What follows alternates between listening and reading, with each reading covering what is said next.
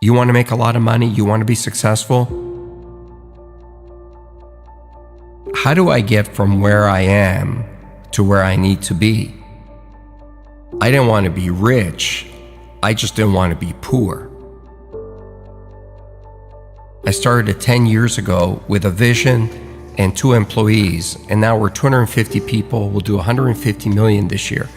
And every day when I get off the elevator and I walk into my office, it's this feeling of accomplishment and satisfaction, knowing that I had this vision and a few years later, it's real.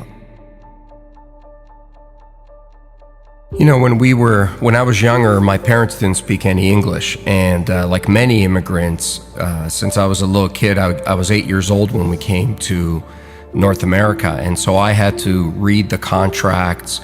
You know, when my dad bought a house, I had to read the mortgage and go through the paperwork.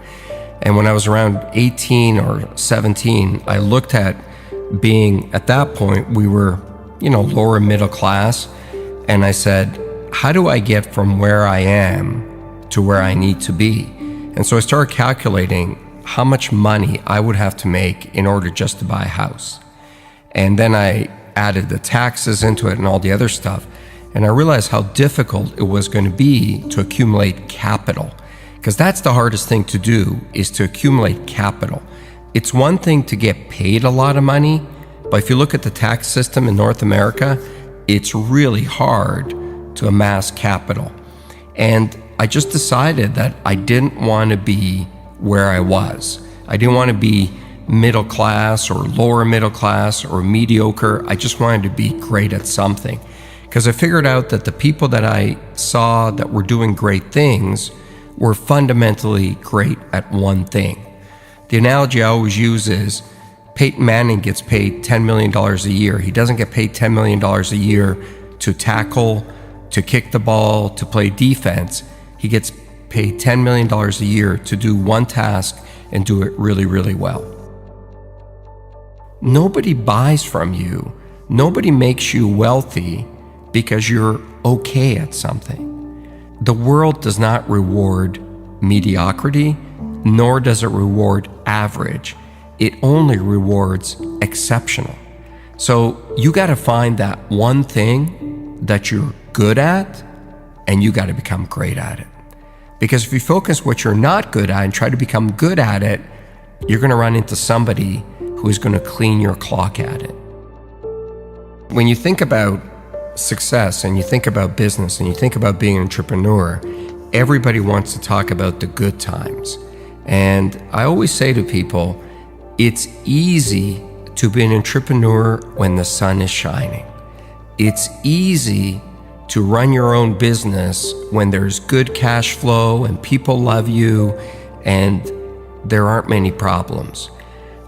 But have that same desire to do it when your biggest customer just left, or do it when you don't have enough cash to make payroll, or do it when you've got real problems at home and nobody cares. Being a great entrepreneur is the ability to stay focused and highly motivated when there's failure around you. It's not your ability to handle success that'll decide how successful you'll be. It's your ability to absorb failure. Not take failure, not get hit, but absorb it. I mean, absorb it with every fiber of your body.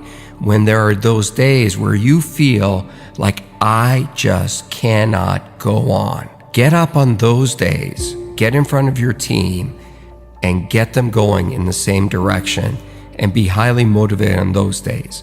Because if you can do it on those days, you can do it any day. Being a successful entrepreneur is really lonely. I'm not saying that because I expect people to call me up and say, I'll be your friend and look for sympathy.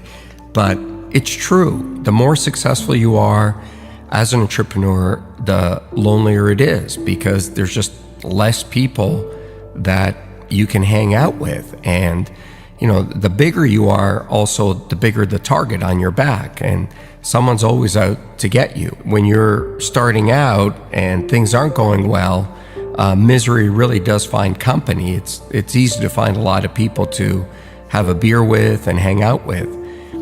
But that level of focus to keep going is really difficult. And so one of the things I try to do is I look for people that have been where I want to go.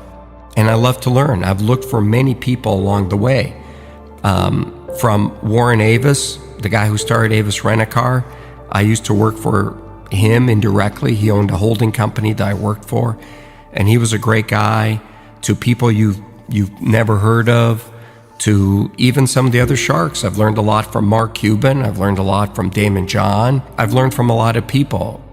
The biggest lessons, and my biggest mentor, was always my dad, because that level of courage I had never seen in another human being. And when I was younger, I didn't really understand it. Once I got older, I understood the sacrifices that he had to make for me to be given the opportunity to be successful. I mean, he was 37 years old, left a communist country, crossed the border, hopped on a boat, and brought his wife and me, my mom and I, with one suitcase to a foreign country where he didn't speak the language, didn't know a single soul, and we had something like $20 in our pockets. That's courage. And as I got older, what I really learned out of that is never complain, because number one, nobody cares, and two, all you deserve in life is an opportunity. Man, when something gives you an opportunity, you got to take it, you don't complain, and you got to go for it. I'm a highly emotional guy. I'm a highly passionate guy. I love my business. I love everything about it. Where I'm not emotional is when it comes to winning or losing. You've got to be very careful about not taking your own bias or emotion into a negotiation or into a fight or into anything, because you've got to be very clear what the goal is. And in business, the goal typically is to make money. When I went to sell my first business to AT&T, I didn't want to sell it. And so it was the night before we were supposed to close the deal. And so I changed my mind and I called the CEO at the time and I said, I can't sell this business. And he looked at me and he said, why not? And I said, it's my baby. And he said, no, it's not. It's a business. I said, no, it's my baby. And he goes, no, it's not. Your baby is what you have at home. That's your family. Your business is not your family. Your business is an asset that you started. And if you think we're paying you the right price, then you should sell it. If you think you can keep going and maximize the return, then don't sell it. And he was so non-emotional about it, it really hit home for me. I've seen more people make mistakes because they get angry or they get highly emotional in front of a customer or in front of a supplier. Leave your emotion at the doorstep. Business is about business. When you hit the real world, you're going to start competing with people who are really, really good at something. Technology, advertising, something, and they know it inside out.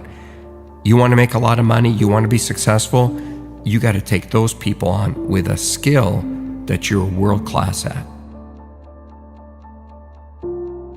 I hate the word failure. I hate that label. I wake up in a cold sweat in the middle of the night sometimes when I feel like I'm going to fail or I'm a failure.